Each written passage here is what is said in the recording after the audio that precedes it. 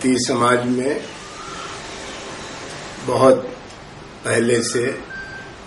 सामाजिक जीवन के संगठन के लिए दो तरह की व्यवस्थाएं रही हैं।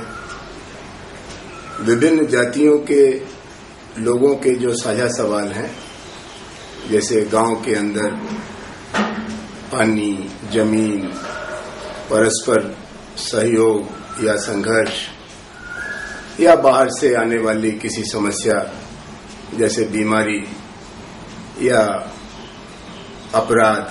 इनके लिए तो सभी परिवारों के लोग मिलकर कुछ बुजुर्ग और समझदार लोगों को पंच मानकर समस्याओं को समझने और सुलझाने का इंतजाम रखते थे। इसको गांव पंचायत के रूप में माना जाता था और इस व्यवस्था को ही आज हमारे संविधान ने पंचायती राज व्यवस्था के अंतर्गत गांव के स्तर के सभी लोगों के साझा सवालों के लिए कानूनी शक्ति भी दी है। लेकिन हर गांव में कई जातियों के लोग रहते हैं, हर जाति की उपजातियां हैं और उनके अपने अपने रीति रिवाज हैं। उन रीति रिवाजों को लेकर जो प्रश्न उठते रहे हैं, उनको सुलझाने के लिए न सिर्फ एक गांव के बल्कि आसपास के कई गांवों के लोगों की एक साझा जाति पंचायत भी चलती आई है, जो खान पान, शादी ब्याह, व्यवसाय और अन्य जातियों के साथ संबंध, अन्य धर्मों के साथ संबंध जैसे जातियों के पहचान से जुड़े सवालों को संबोधित करते रहे हैं और इनको हम जाति पंचायत के रूप में मानते हैं। इन जाति पंचायतों को अलग अलग समय में इलाके के राजा या नवाब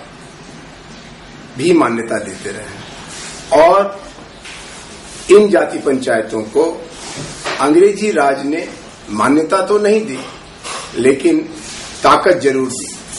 और उनका अप्रत्यक्ष हस्तक्षेप और प्रभाव अंग्रेजी राज के दौरान भी बना रहा। इसके साथ ही ये भी सही है कि जब से हमारे देश में विदेशी राज से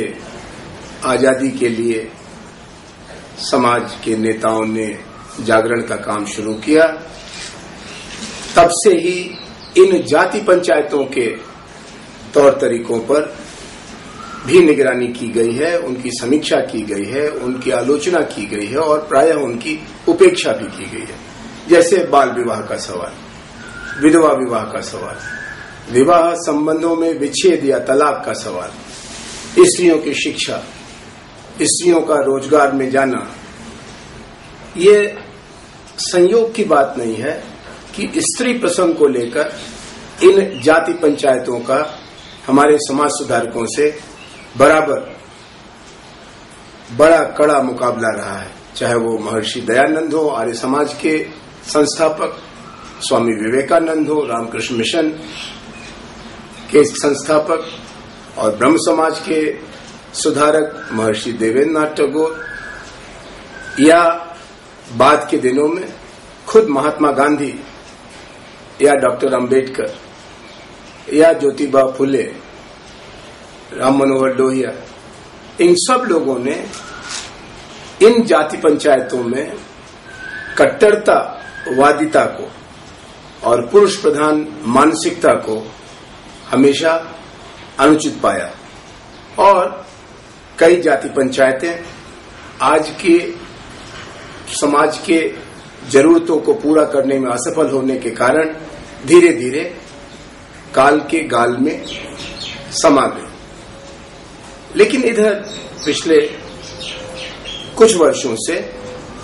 कुछ प्रभु जातियां, खासतौर पर पश्चिमी